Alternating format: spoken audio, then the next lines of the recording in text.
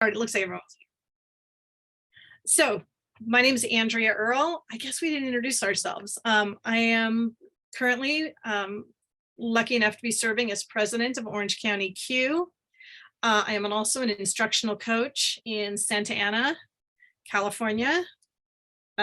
This year I'm assigned to a middle school, but I do help out schools throughout the district. So I think that's a lot of fun.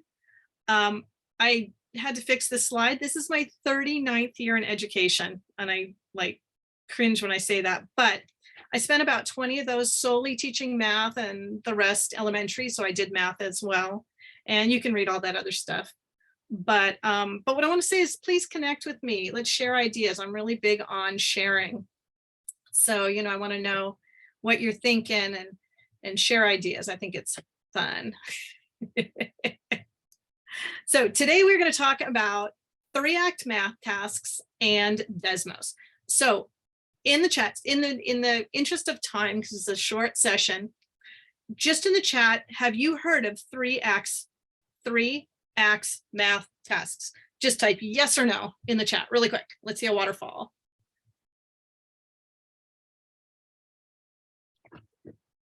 All right, so we're pretty much split. Okay, so I did not come up with this idea. Two really amazing educators came up with it, and one of them is Dan Myers, and their website is Open Middle. I'll give you their resources, but here's the basic scenario. You know, you've got stories, you know, if you've got those word problems in the textbook that the kids think are boring and they have no meaning, and who cares anyway how fast the train was going.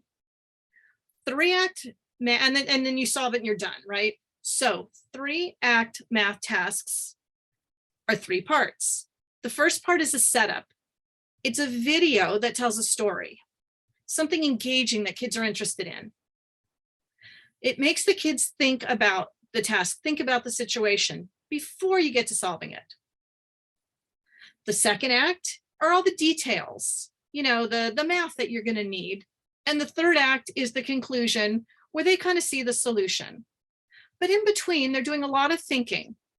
Now, a lot of the 3-act math tasks have worksheets or, you know, data collection sheets. But Andrea Earl created this really cool template in DESMOS. And I'm not going to tell you I'm a whiz at DESMOS, and I don't do that computational layer. Well, I sort of do, but it's, yeah, not very pretty. But this template you can take and use it for your own tasks. So that's why do we use 3-act math tasks? All right, you get your students talking about math. It develops that deep number sense with high interest topics. My favorite, minimal prep, and there's no grading. When you're done, you're done. And it's fun. So I think it's time that we try one, because otherwise, how are you going to really know if you like it or not? So we're going to try it as a student. I'm going to give you a chance to build your own, and then we're going to share them so that then when you leave today, you'll have a small arsenal of some tasks ready to go. So the task I picked for you today is called hot coffee. So Natalie's going to throw the link into the chat. This is going to take you into DESMOS. Okay. So if everybody be so kind, don't log in, just use the code. And I'm going to move this out of the way and move this out of the way. And everyone should see the code. So you can either go to student.desmos.com and then put in the code, or you can just click on this link that I just put in the chat. Either way. And you are all going to have the pleasure of seeing my DESMOS screen. So I'm going to wait for some more people to get in, and I am going to anonymize it. One really fun thing about DESMOS is you can anonymize it so the students don't see who's who. Instead, everyone's assigned the name of a famous mathematician. And every time I do this, the students are always Googling who the person is. And I can't remember now, but one of them is a very famous football player who's also a mathematician. So, all right, I see we got a lot of people in. So I'm going to turn on pacing, and I'm kind of giving you a behind the scenes. So if you have a split screen, all right, what I want you to do right now, oops, hang on. Sorry, doing this on split screen and sharing my screen. I'm kind of messing up. All right, so there we go. All right, everyone should be restricted to screen 1. Sorry if you started. Go ahead and watch the video. And I want you to fill in the little chart. What do you notice? And what do you wonder? I'll give everybody a couple minutes to do that.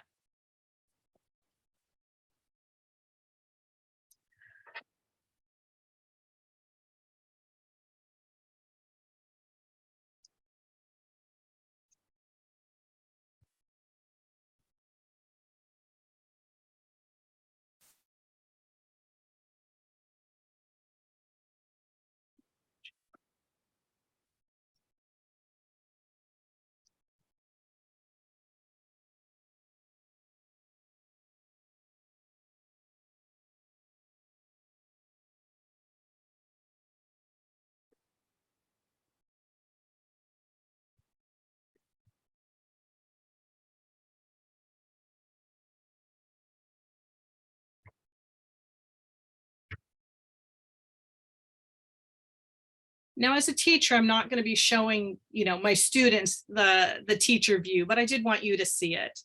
So you kind of get both experiences at once since we have such a short time today. So I can see a lot of students have, a lot of you have entered your notice and wonders. So I'm going to jump over to here, hang on. And I can flip through and see what different students have entered. Oops, that's not what I wanted to do.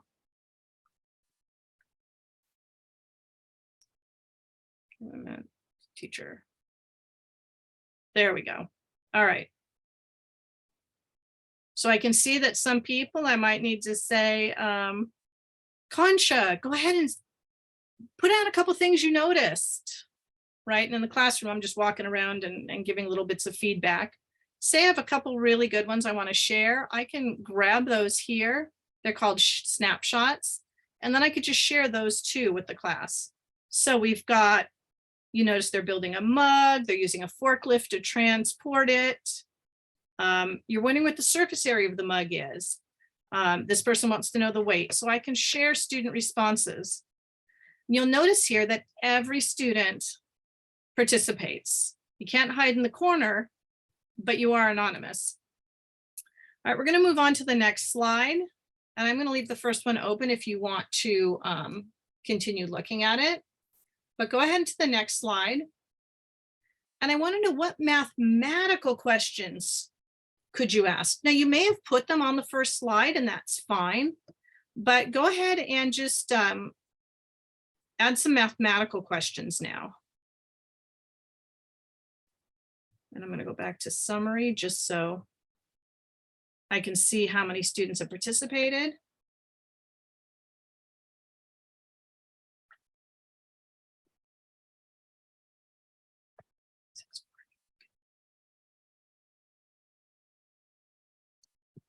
Okay, we've got a few in. We're going to go ahead and jump to the next screen.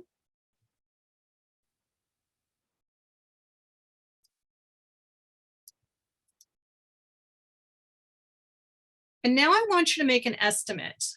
And notice it says you're picking an estimate that you think is too low and too high. So this is actually the question we're going to answer today. We want to know how many gallons of coffee you think is going to fit inside that cup. So you can watch the video again. And I want you to make, we call it a brave too low answer, because we're not going to put 0. 0 is not, is unreasonably low, right? We're not going to put 1 million because that's unreasonably too high, but something you think it would be the range, right? But then put your estimate, just the number, and hit submit when you're done, okay?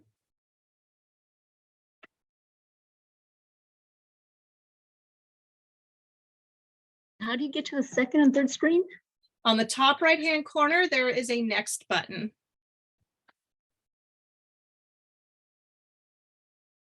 So I'm going to let everybody get their estimates in, or most people.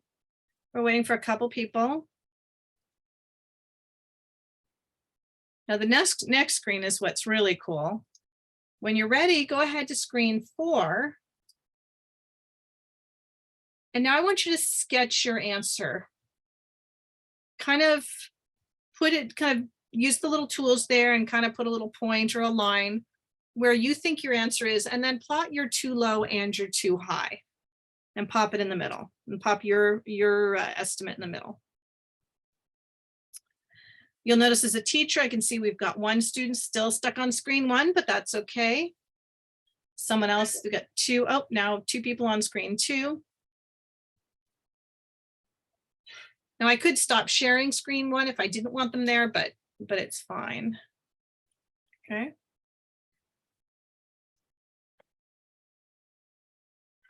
So I can see most people have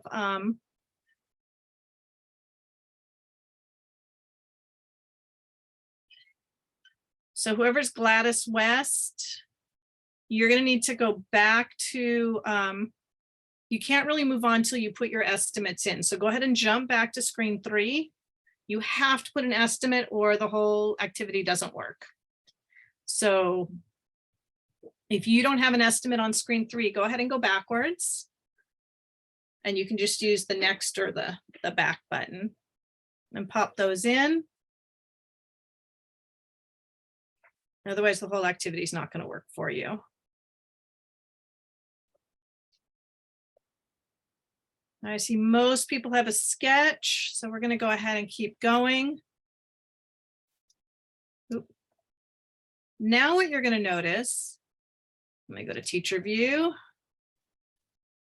Oops. And I want to see, if you look at teacher view, I can see everybody's responses. I don't know why I'm off the screen here. Oh, I know why. And I can see the comments that everybody's making. But what's really cool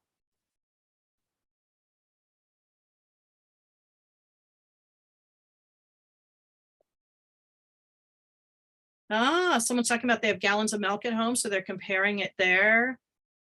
A fish tank that was 300 gallons and it looked like it was half the mug. So you see how the students are talking about math. And when I do this in the classroom, I let kids work together and sit next to each other and talk, but they need to enter their own responses. But something I can do here is I can do an overlay and kind of show everybody's work, which looks kind of weird right now. All right, we're going to go ahead and move on just in the sake of time. Now check out the next screen. Here's everybody's graph, but when I hit overlay, I'm sorry, this is everybody's data. This is what everybody submitted. Wow, we have a huge range, right? We have someone that's 14,000 and someone lower. 20 people are 0 to 29. I don't know if I like those ranges. They're a bit extreme, but I guess because someone put one really, really high. Your ranges, you explain them on slide 5. Okay. So how does your estimate compare? Honestly, on this one, because someone put something so ridiculous, so hugely high, it's not a very good, it's not a very good histogram. But let me uncheck that, see what this does. Shows original. Yeah. So everyone, you'll notice, has the same histogram here. All right, let's move on with the activity. So now you kind of know. I want you now to think about what information do you need to know if you really do want to figure out how many gallons of coffee that couple hold. So what's some pieces of information you need? And obviously I'm going through this on speed dial, but. Sorry, I have a question. So where do you explain your estimate, how you got your estimate? Because I don't have next. Go back to screen 5.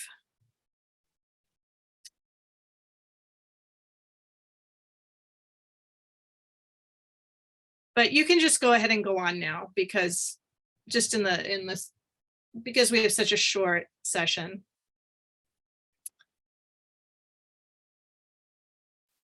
So I'm going to show everybody, so we need the volume of the cup, we need the diameter of the top, the height of the top, and I can take a few of these and I can say, ooh, excellent. Dorothy used fabulous math vocabulary. So, we can start a discussion with the class. Let's talk about who can remind us what radius is. Okay, what's the diameter? Can someone show us the height of the cup? And I might have a mug that I show, right? Diameter of the top. And we can talk about, all the things you can talk about. You're all math teachers, but you kind of get the idea. It gets the kids talking and thinking about math in a different way. All right, so I'm going to say done here. Now we're going to go on to Act 2. So in Act 2, oops, keep going. Sorry. Here's Act 2. So Act 1 was kind of long, but it was all the prep and it's all the talking and all getting the kids thinking about the math. Act 2, watch the video. This is where you're going to get the information that you need to solve the problem. So if you have a pencil and paper, you might want to use that. Calculators are always welcome in my classes. So go ahead and watch the video and decide, do you have enough information to solve the problem? I'll give everybody a couple of minutes to do that.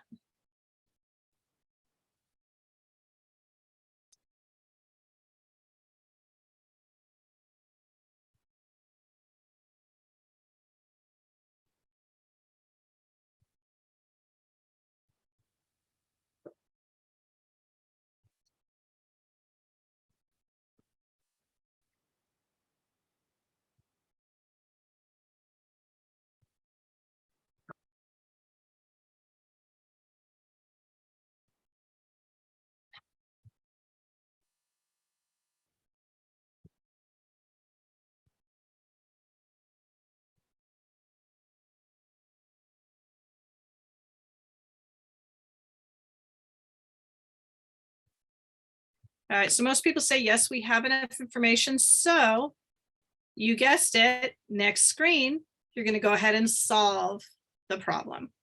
So, and if you want to really solve it right now, feel free. If you want to just guess something random, that's fine too.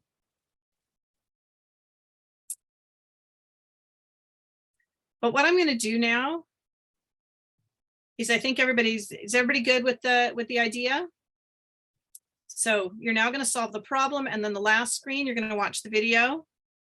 You're going to see if you're right. And then notice on the last screen, it asks, is your answer reasonable? And is it the same as the actual answer? And in a lot of cases, their answer is not going to be the same. And often that disconcerts kids. They are like, wait, I didn't get it right, but I thought I did. But that's when you have the conversation about math sense, right? That if your answer is reasonable, what might you have done differently? Oh, maybe you rounded differently. Maybe you used a different diameter. Maybe you whatever. I mean, this one's a pretty straightforward problem, but some of them, they're going to be off. So are there any questions about this speed through of the actual task? Okay, so what I want to do now, hang on.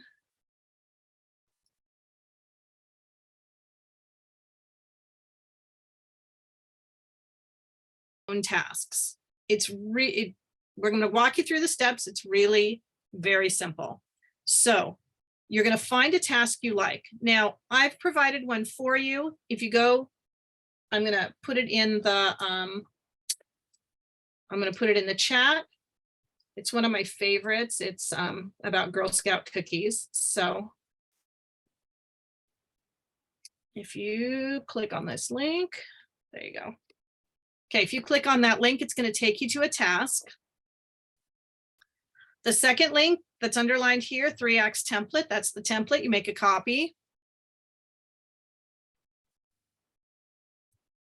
And in the future, when you're looking for tasks, I created a Wakelet here full of resources. So let me just show you that right now while everyone's getting their screens up.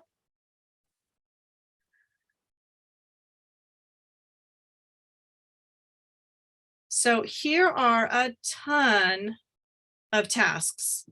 Some are the 3-act math already set up. Some are resources to find more. So Kyle Pierce, that's the name I couldn't remember, and Dan Meyer, they have a ton of tasks they've created. Here's a Google Sheet of Dan Meyer's tasks, and they're sorted by grade level. Some even have standards, but you can check all those out later. So if you create this, click on the template. It says you need a member login. You need to log in with your Google, your Learns account. Now, what's really cool is, and I don't know, I'm pretty, if Andrew did this or Susie Craig, who actually shared the template with me, when you go to Teacher's Guide, there's really all the directions you need on how to do this, and resources and sample screens and all this stuff. But I want to, can I close that? You can print it. I don't want to do that. Go the right. Okay. So here's what you're going to do when you get to the template. You are going to go to the 3 dots, copy and edit. It makes your own copy. You can do whatever you want with it. Now, I know this looks a little intimidating, but it's really not. So I'm going to walk you through it right now. See how it says drag an image or video here? Let me, I'm going to try and shrink this. Oh, no, small screen warning. All right, hang on. Let me get the task up as well. Oh, where's my Girl Scouts? Girl Scouts. Okay. So you're going to see the Girl Scout cookie task, right? Let me shrink this so I can get it on. All right. Okay. You have your cookie task. Download it. You simply download it to your computer. Oh, member login. Forgot to sign in. I believe it's free if you haven't signed in. You do have to download the videos. That's the one caveat. So you're going to download the video. You're going to drag it in here. So I don't want to take the time to do that right now. Sorry. And some of the videos are YouTube. Some are on his blog. They're all over the place. But notice below the video is the question for Act 1. So I'm going to copy that question. I'm going to come over here, watch the video, or look at the image. Well, this is a video, so I'm going to take out the word image and complete the chart below with what you notice and what you wonder. I didn't have to do anything else. I just took out the word image because it's a video. For slide 2, it says insert class question here. I highlight that, get rid of it, and I'm pasting in. And then I just need to fix, the grammar.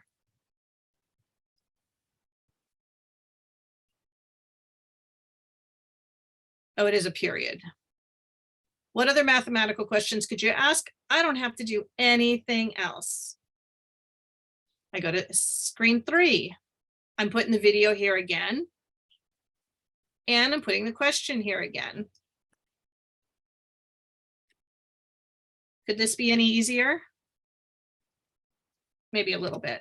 And I'm going to take away the word image because I don't need that. Next slide. I don't have to do anything. It is created for me. It is created for me. Next slide. It's created for me. Nothing I need to do. Next slide. I don't have to do anything until I get to slide 7. And again, what do? I paste the question.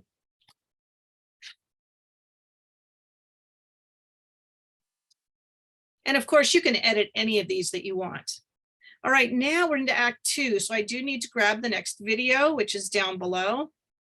There's a link to it here. And put in the question again. Last one, I can put the question again. And get rid of the word image. And honestly, I've just created a 3-act math on DESMOS. When you're done, you hit publish.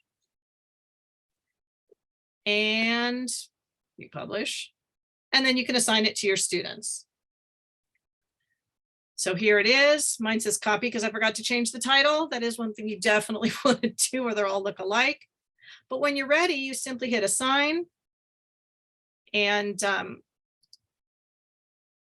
just going to do it this way. Assign with a single session code. How long do I want it open for? You could have student sign on and teacher approval if you want to make sure it's your students, or they don't do a funny name. And you create the invite code. I share the dashboard with them. And they log in just like you did. And just like that, you've created a 3-act math in DESMOS, much more engaging than any word problem I've ever seen in a book. So that was super fast. I have 5 minutes. Questions? Do I have more? Oh, well, yeah, I was hoping you would create something and share. Oops, go back. If you end up creating something and want to share, if you want to put it on the Jamboard that other people can see it, that would be great. Here's a quick recap how you do it. There's the templates. Here's my DESMOS collection on Wakelet, same as the other slide. And DESMOS is your superpower. So, questions? Why do we have to make 3-act? You don't have to make them like that. If you want to just use them the way they are downloadable. But when I'm in the classroom, part of my goal is to get every single student talking. And if I do a worksheet or a data collection piece of paper, it's just not as engaging. And you don't get those overlay screens, right? Where everyone can see everybody else's responses. So that's why I prefer making them myself. There are some that are created. That's the one thing I don't like about DESMOS. It's hard to search, but I have linked a bunch of them on my Wakelet. And anytime I create another one or someone shares one with me, then I add it to the Wakelet so other people can find it. Yeah, it's just another strategy to make it a little more fun, but definitely not necessary. Other questions? Feel free to unmute, and I see Craig is working it out on. Anybody else have questions? All right, so let me just show you a few of the other resources then. You can feel free to unmute. I mean, it's fine. All right, so in the Wakelet, and I think everybody got a copy of this. So like the Bears 3-act math, that's already created for you. The filing cabinet. This filing cabinet is a list of tasks. There are recording sheets, but you can see they're broken down. Cookie Monster, addition and subtraction within 50, right? So depending on your grade level. But what I really like about the DESMOS is that I can see every single student's work. And I can offer immediate feedback to any student who's stuck, and I can see they're stuck right away, rather than waiting until they turn in a worksheet at the end of the period. Can't go back. There's also,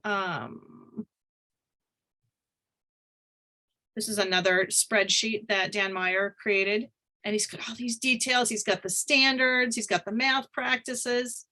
So they're tremendous. World record airbag. Doesn't that sound like fun? And that's algebra. So there are tasks, from kindergarten all the way up to, algebra and trig. Well, maybe not trig, but you get the idea. So I think that is the end of my time. Any questions? Any questions? All right, well, thank you. Thank you. It was super fun. Super quick. So time to head to session 3. Enjoy the rest of your evening. Don't forget to get to session 3. You can leave the room, go back to the main session and Thanks, move Andrea. to your next one. My pleasure. That was super awesome. Thank you. Okay. Thank you. Okay. Nora, I see you're still here. So I was just typing it Yes. in. So I think on a PC and any PC. Oh, users let's can stop get there. recording. Hang on. Oh, thank you. Let me stop it.